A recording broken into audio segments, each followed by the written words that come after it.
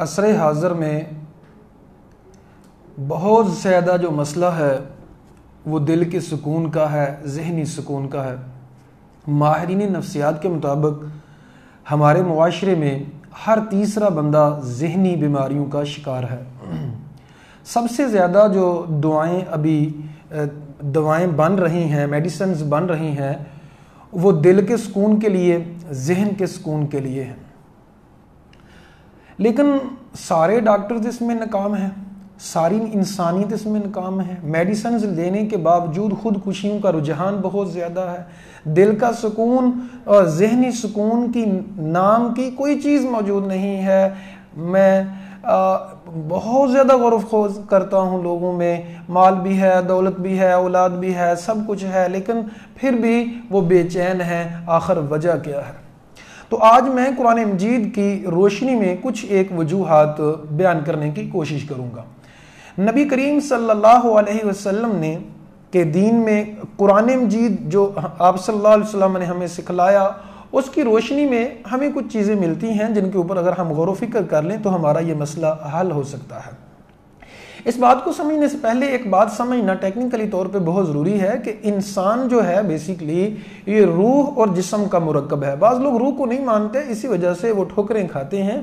تو روح اور جسم کا یہ مرکب ہے۔ روح جب نکل جاتی ہے تو انسان فوت ہو جاتا ہے، انسان کو قبر میں دفن کر دیا جاتا ہے۔ جسم تو رہتا ہے لیکن روح نہیں رہتی، جان نکل جاتی ہے، جسے روح بھی کہا جاتا ہے۔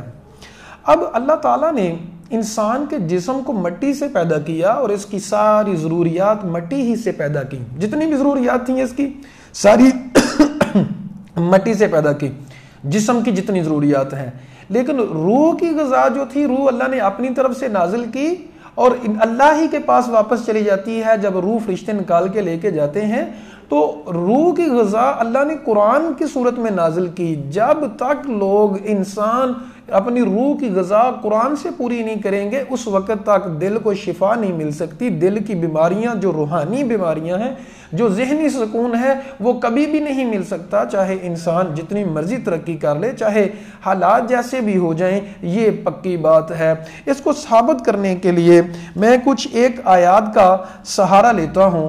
سورۃ التوبہ کے اندر اللہ تعالیٰ فرماتے ہیں، آیت نمبر 124 اور 125 کے اندر اللہ فرماتے ہیں فَأَمَّا الَّذِينَ آمَنُوا فَزَادَتْهُمْ إِيمَانًا وَهُمْ يَسْتَبْشِرُونَ۔ جب آیات کی تلاوت کی جاتی ہے، ایمان والے خوش ہوتے ہیں اور ان کے ایمان میں اضافہ ہوتا ہے۔ لیکن وَأَمَّا الَّذِينَ فِي قُلُوبِهِمْ مَرَضٌ، جن لوگوں کے دلوں میں بیماری ہے، فَزَادَتْهُمْ رِجْسًا إِلَى رِجْسِهِمْ، وہ پلیدی میں، بیماریوں میں اور زیادہ ان کا اضافہ ہوتا ہے۔ مفسرین بیان کرتے ہیں اس میں جسمانی بیماریاں بھی ہیں، روحانی بیماریاں بھی ہیں۔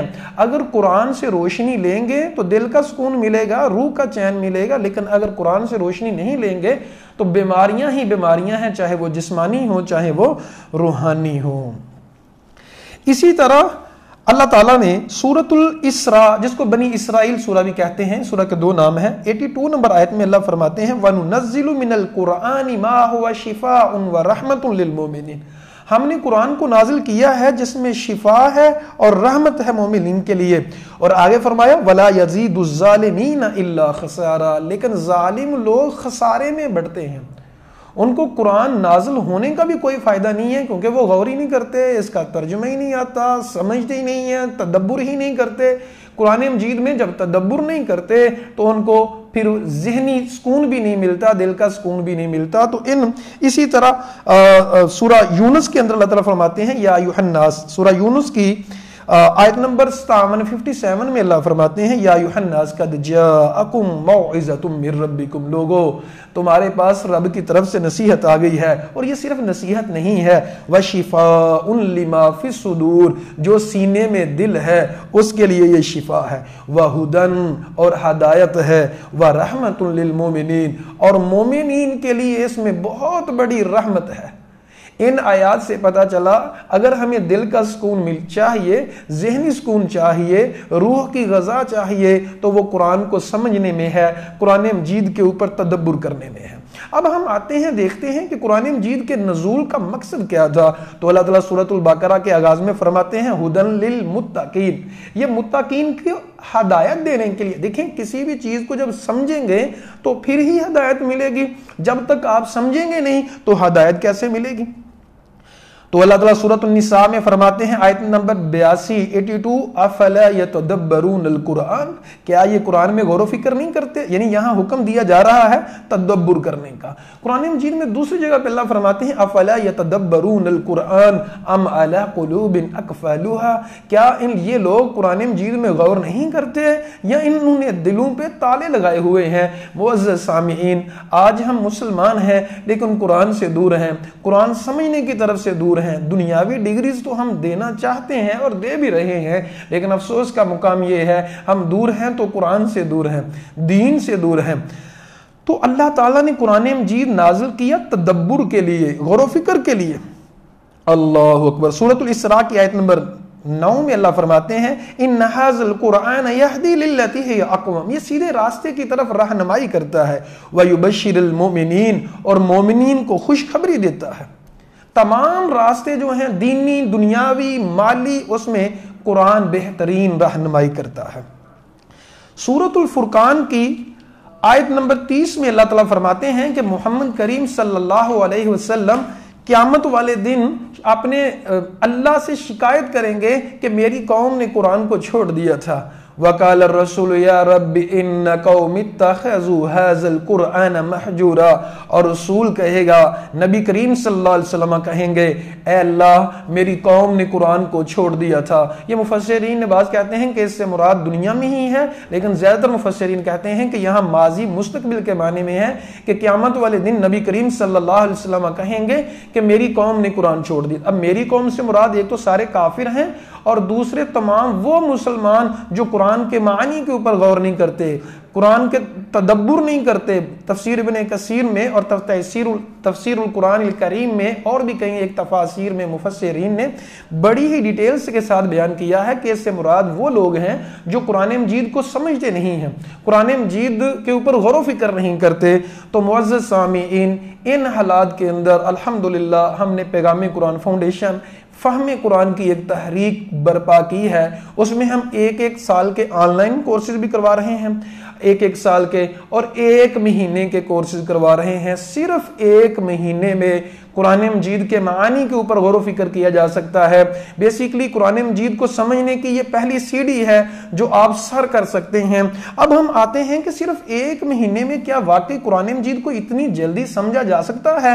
تو ہم آتے ہیں، ہم پوچھتے ہیں قرآن مجید سے. تو قرآن مجید فرماتا ہے، کہتا ہے سورۃ القمر میں اللہ نے 4 جگہ پہ کہا، 4 دفعہ یہ آیت آئی وَلَقَدْ يَسَّرْنَا الْقُرْآنَ لِلذِّكْرِ فَهَلْ مِن مُدَّكِرٍ، ہم نے قرآن کو انتہائی آسان بنا دیا ہے تو فَهَلْ مِن مُدَّكِرٍ، ہے کوئی نصیحت حاصل کرنے والا؟ جب اللہ نے کہہ دیا قرآن آسان ہے، لوگ کہتے رہیں کہ مشکل ہے. اب لوگوں کی بات غلط ہے یا اللہ کی بات سچی ہے اور قرآن واقعی ہی آسان ہے؟ یاد رکھیے گا یہ مختصر دورانیے کے درمیان میں قرآن کا عالم نہیں بنایا جاتا، بلکہ قرآن مجید سے ڈائریکٹ میسج سمجھنے کے لیے آپ لوگوں کو سکھایا جاتا ہے. بہت بڑے بڑے مفسرین سے میری اس موضوع کے اوپر بات ہوئی تو وہ بیان فرماتے ہیں کہ قرآن مجید خود کہتا ہے کہ اس کی 2 قسم کے آیات ہیں، محکم اور متشابہ. محکم آیات کا حکم بالکل واضح ہوتا ہے، اس میں تفسیر دیکھنے کی ضرورت ہی نہیں پڑتی، آپ ڈائریکٹ قرآن مجید کو خود سے سمجھ سکتے ہیں. بعض لوگ کہتے ہیں جی یہ قرآن مجید جو ہے وہ عالم بندہ ہی سمجھ سکتا ہے، یہ بات درست نہیں. یاد رکھیے گا علماء کے لیے یہ قرآن مشکل ہے، عام عوام کے لیے قرآن بہت آسان ہے. کیسے؟ علماء نے یہ دیکھنا ہوتا ہے اس کا شان نزول کیا ہے، تاریخ نزول کیا ہے، کب نازل ہوئی، منسوخ ہے کہ ناسخ ہے، بڑے علوم کا احاطہ کرنا ہے، فقہی طور پہ کیا ہے. یہ اس لیے مشکل ہے. عوام نے صرف یہ دیکھنا ہے اس کے میسج کو، نماز پڑھو، زکات دو. 65% ایسے مسائل ہیں، منیمم کہہ رہا ہوں، میکسیمم اس سے بھی زیادہ ہیں، کہ غور و فکر کرنے کی مطلب اس میں تفسیر دیکھنے کی ضرورت ہی نہیں پڑتی، ڈائریکٹ ہمیں سمجھ آ رہی ہوتی ہے. قیامت کی بات کی جا رہی ہے، جنت کی بات کی جا رہی ہے، جہنم کی بات کی جا رہی ہے. تو آئیں اب ہم سمجھتے ہیں کہ قرآن مجید اتنا آسان کیسے ہے اردو زبان والوں کے لیے. ویسے تو ہر زبان میں آسان ہے، لیکن اردو زبان چونکہ سب سے زیادہ بنی ہی عربک سے ہے.